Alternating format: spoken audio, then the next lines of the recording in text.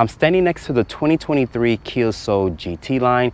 If you guys are on the market for a Kia, be sure to check out South Dade Kia and ask for Tony or Cello, and they will get you into your next vehicle. But let's talk about the pricing here for the Kia Soul GT line. Starting price is at $23,390. This one's tickets for $27,565. Looking at the exterior styling here for the 2023 Kia Soul GT line here, this is refreshed for 2023. As you guys can see, the headlights look more sleeker. Kia did revise the front bumpers and whatnot. Looking at these headlights here, like I mentioned, they're going to be very sleek looking. They're full LED turn signal daytime running light with an automatic low and high beam. I like this nice square piece here in the actual front end. As you guys can see it very clearly. This does wear the new Kia badge here, which is really nice. Looking at the large grille here, it does have their tiger nose grille. I like the nice design there to the actual grille with the silver painted trim. And my model does have these full LED fog lights here at the low part of the fascia. Let me know in the comment section what you guys think about the refreshed Kia Soul here. To me, it looks very boxy still and very futuristic looking. I love the nice sleek looking design. Looking at the side profile here, this has a 165.2 overall length with a wheelbase of 102.4. So it's right on par with every other subcompact SUV in this segment. Looking at these tires and wheels here, these are a 235/45 tire. They're wrapped in this 18-inch rim design. For 2023, Kia offers its vehicles with a new 17-inch rim design up to an 18-inch rim design. To me, I like the nice 5-spoke finish with the chrome and black finish here. It looks really nice, especially with this black exterior paint. And there's this silver painted trim here at the low part of the door panel. There's this LED side marker here. My model does have this standard size sunroof. Sadly, there's no panoramic option here for the Soul. Making our way to the rear of the vehicle, looking at these taillights here, they're going to be an LED combination, which is an incandescent turn signal and reverse light. The brake light looks to be a full LED. There's the GT line badge here, and there's the Kia badge there, and it says Soul right here. Looking at the lower part of the fascia, it does have this centered dual exhaust finish, which looks really nice. Open up the cargo bag here. It's a manual opening tailgate. Once it opens up, it reveals 24.2 cubic feet of space. And once you guys fold down the seats, it expands the cargo to 62.1 cubic feet of space. And underneath here, Kia does give you a temporary spare tire instead of a fix-a-flat kit. Looking at the interior here of the Kia Soul GT line, as you guys can see, you're greeted by these two 10.25-inch display for the driver, which is the instrument cluster here. Also, this 10.25-inch infotainment system here, which supports Apple CarPlay and Android Auto. As you guys know, it's not wireless. You have to use a wire connection, which is a type A port there. But looking at the door panel materials here very quickly, there's gonna be a nice, decent material here with this red accented trim here. I love the beautiful design that Kia throws here on this red panel here. More red accented trim here around the grab handle. It is automatic up and down only for the driver, not for the rest of the windows. There's your lock controls here, mirror adjustment controls. It's going to be well padded here. And my model also has the Harman Kardon sound system, which sounds pretty good. A good amount of storage and cup holder space in the actual door pocket. There's your illumination switch, traction control, automatic start stop, and button here for the camera. And your hood latch is down there. But to start up the vehicle, the push button start is right here. And let me shut the door. As you guys can see, once you guys turn on the vehicle, you're greeted by these large screens here, which shows very bright and clear, which is really nice. The materials on the dashboard have this nice leather. There's going to be the soft touch ejection molded plastic here. This also has a dual climate control, which is really nice. There's a volume and tune knob here. The touch response of the system is very snappy. I love how bright the screen is. Like I mentioned, it's a 10.25 inch display. Your air vents up top. There's a lot of gloss black trim throughout this vehicle here. Above me, there's a standard size sunroof. Sadly, Kia does not offer a panoramic option here on the Soul.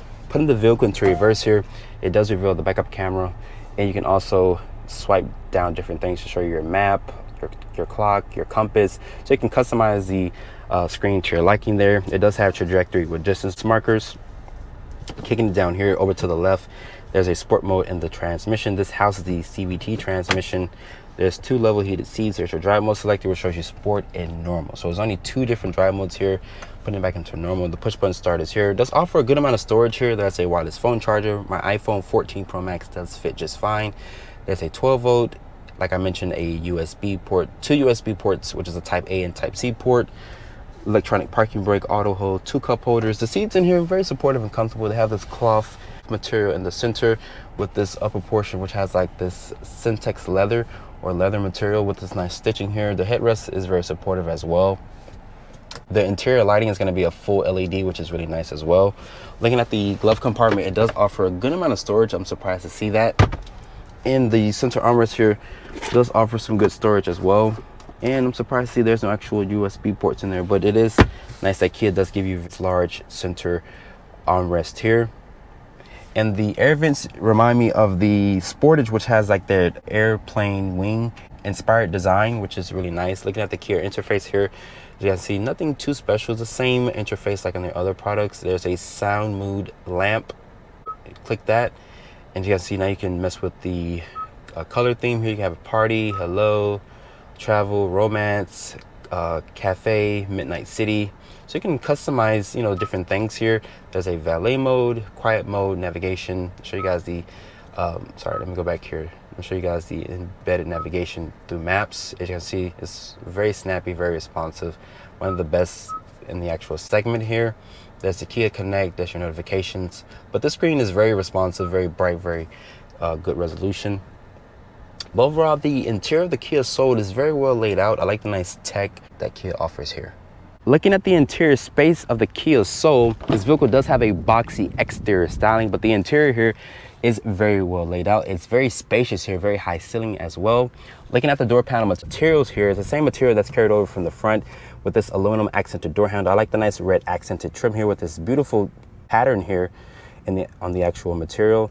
There's some red accented trim here on the door panel with some red stitching. It's gonna be nicely padded here. It feels well padded there as well. The switchgear feels pretty decent, and there's this cup holder here in the door pocket. Nice red stitching here. But getting into the back seat of the Soul, this vehicle does offer 6.7 inches of ground clearance, and Kia says this has 38.8 inches of rear legroom space. It does offer plenty of space here in the segment. There's two ports here, which is really nice, so you guys can keep your family connected.